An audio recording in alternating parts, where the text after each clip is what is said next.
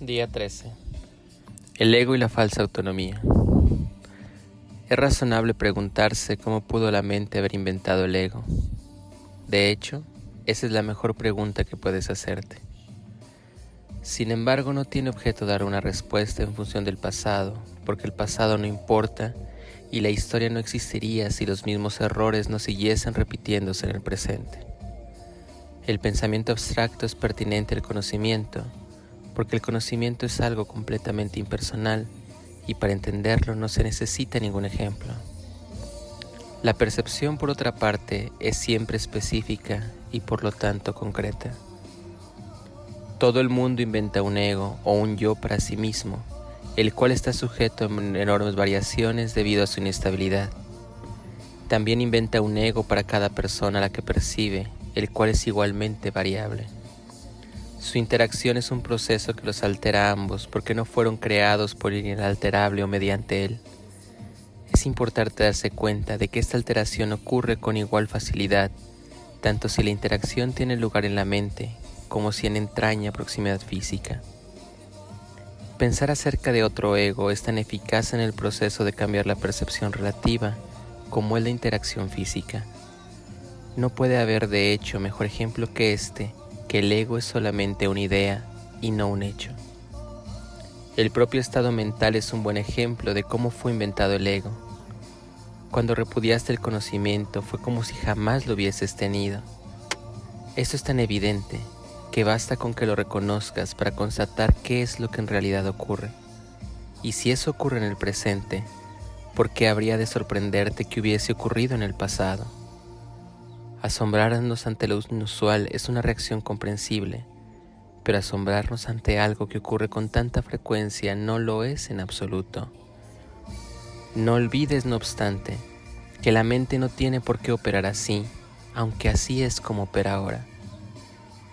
Piensa en el amor que los animales sienten por sus crías y en la necesidad que sienten de protegerla. Esto se debe a que las consideran parte de sí mismos. Nadie repudia lo que considera parte de sí.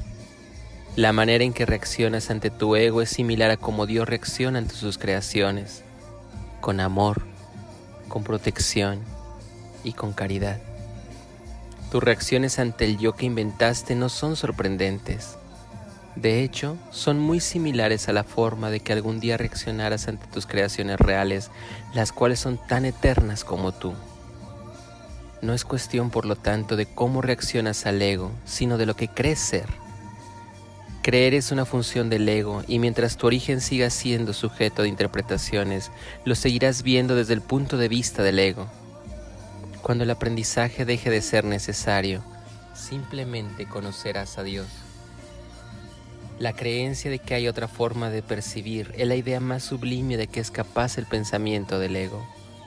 Ello se debe a que dicha idea reconoce, aunque sea mínimamente, que el ego no es el ser. Socavar el sistema de pensamiento del ego no puede sino percibirse como un proceso doloroso, aunque no hay nada que esté más lejos de la verdad. Los bebés gritan de rabia cuando se les quita un cuchillo o unas tijeras y a pesar de que, si no se hiciese, podrían lastimarse. En este sentido todavía eres un bebé. No tienes una idea clara de lo que es el verdadero instinto de conservación y probablemente decidirás que necesitas precisamente lo que más daño te hará. Sin embargo, tanto si lo reconoces ahora como si no, has acordado cooperar en el empeño por llegar a ser inofensivo y servicial, atributos estos que son necesariamente inseparables. Incluso las actitudes que tienes a este respecto son necesariamente conflictivas, puesto que todas las actitudes están basadas por el ego. Esto, sin embargo, no perdurará. Ten paciencia y mientras tanto, recuerda que el desenlace es tan seguro como Dios. Solo aquellos que tienen una sensación real y duradera de abundancia pueden ser verdaderamente caritativos. Esto resulta obvio cuando consideras que lo que realmente quiere decir ser caritativo. Para el ego, dar cualquier cosa significa tener que privarse de ella. Cuando asocias el acto de dar con el sacrificio, das solamente porque crees de alguna forma que vas a obtener algo y puedes por lo tanto prescindir de la cosa que das. Dar para obtener es una ley ineludible del ego que siempre se evalúa a sí mismo en función de otros egos. Por lo tanto, siempre está obsesionada. Se obsesiona con la idea de escasez, que es la creencia que lo dio en su origen. Su percepción de otros egos como entes reales no es más que un intento de convencerse a sí mismo que él es real.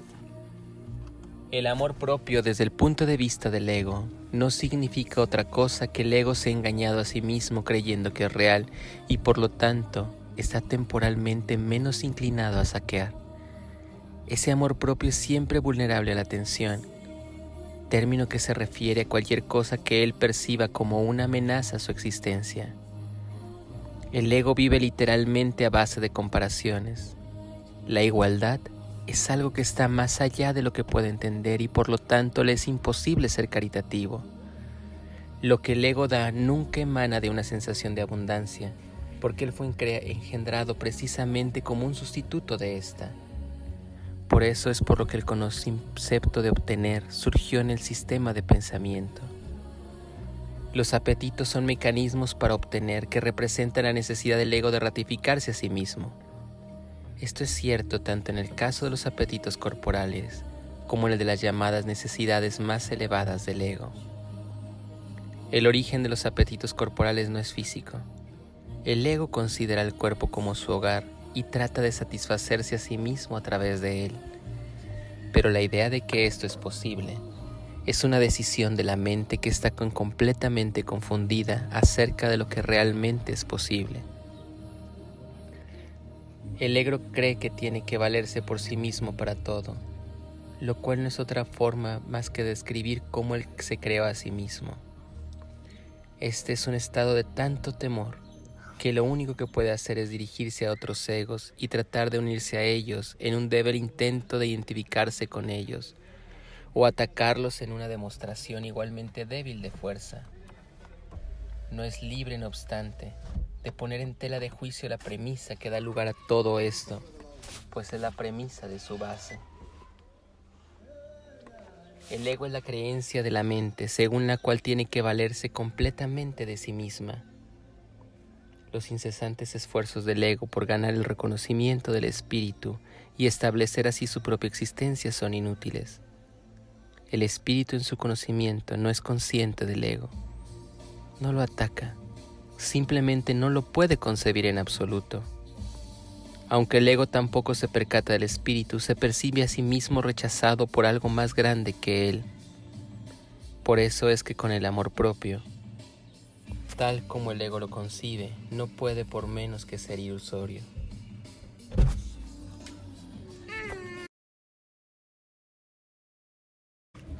Lección 13. Un mundo sin significado engendra temor. La idea de hoy es realmente una variación de la anterior, excepto que es más específica en cuanto a la emoción suscitada. De hecho, un mundo sin significado es imposible. Lo que no tiene significado no existe. Sin embargo, de eso no se deduce que tú no puedas pensar que percibes algo que no tiene significado. Por el contrario, eres especialmente propenso a pensar que sí lo percibes. El reconocimiento de esa falta de significado produce una aguda ansiedad en todos los que se perciben como separados. Representa una situación en la que Dios y el ego se desafían entre sí con respecto a qué significado ha de describirse en el espacio vacío provisto para dicha falta. El ego se abalanza frenéticamente para establecer ahí sus propias ideas, temeroso de que por otro medio el vacío pueda ser utilizado para demostrar su propia impotencia e irrealidad, y solamente en eso está en lo cierto. Es esencial, por lo tanto, que aprendas a reconocer lo que no tiene significado y aceptarlo sin temor. Si tienes miedo, no podrás por lo menos que dotar al mundo con atributos que no posee y abarrotarlo con imágenes que no existen. Para el ego, las ilusiones son dispositivos de seguridad. como deben de serlo también para ti que te equiparas con Él. Los ejercicios de hoy deben de hacerse unas 3 o 4 veces sin que excedan de 1 minuto cada vez y han de practicarse de manera ligera, distinta a los anteriores. Repite la idea de hoy para tus adentros con los ojos cerrados. Luego abre los ojos y mira lentamente a tu alrededor mientras dices: estoy contemplando un mundo que no tiene significado. Repite esta afirmación para tus adentros mientras miras a tu alrededor. Cierra los ojos y concluye: un mundo que no tiene significado engendra temor porque creo que estoy compitiendo con Dios. Tal vez te resulte difícil evitar resistirte en una forma u otra a esta frase. Sea cual fuere la forma de manifestarte dicha resistencia, recuérdate a ti mismo que en realidad tienes miedo de esa clase de pensamiento debido a la venganza del enemigo. No se espera que a estas alturas creas esta afirmación y probablemente la descartarás por considerarla absurda. Observa cuidadosamente. Esta es la primera vez que intentamos exponer una relación explícita de causa-efecto de una clase que aún eres inexperto en reconocer. No te enfrasques en esta última afirmación y no trates ni siquiera de pensar en ella, excepto durante las sesiones de práctica. Créeme, esto es suficiente por ahora. La lección de hoy nos invita a que nosotros podamos identificar que aquello que nos causa temor es aquello que desconocemos. Todo aquello que percibimos con nuestros sentidos es una creación del ego a la cual tememos. Por eso la idea de que un mundo sin significado engendra temor. Vamos a intentarlo. Cierra los ojos y apártate a tu estado y al sitio que tú conoces, inhalando muy fuerte y exhalando y permitiendo que todo lo demás quede fuera. Inhala nuevamente muy fuerte y exhala. Cierra los ojos.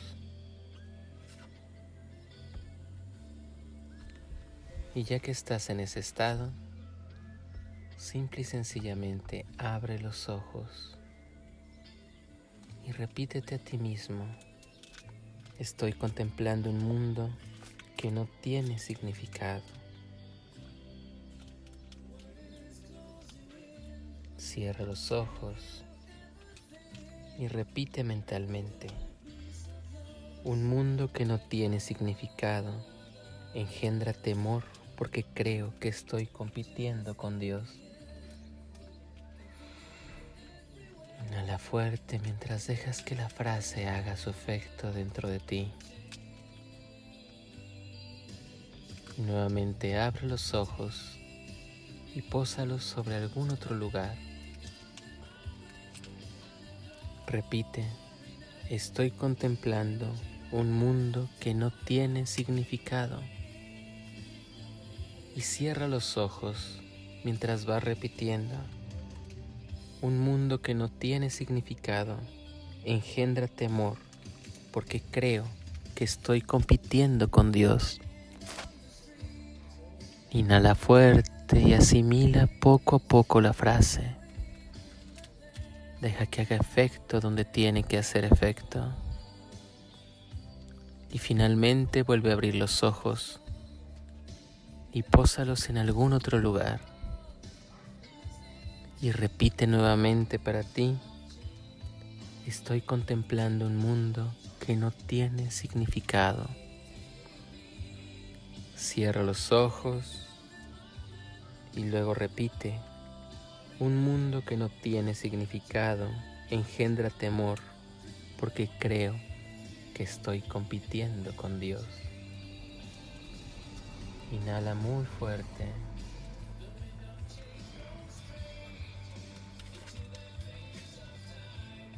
Te deseo que hasta este momento hayas seguido con los ejercicios. Permíteme compartirte que cuando existen pensamientos recurrentes y pensamientos que nos suman, estás repitiendo estas ideas. Estos pensamientos no significan nada. Estoy enojado por una situación que no es lo que parece. Todos ellos en verdad traen paz mental. Fin de la lección, día 13.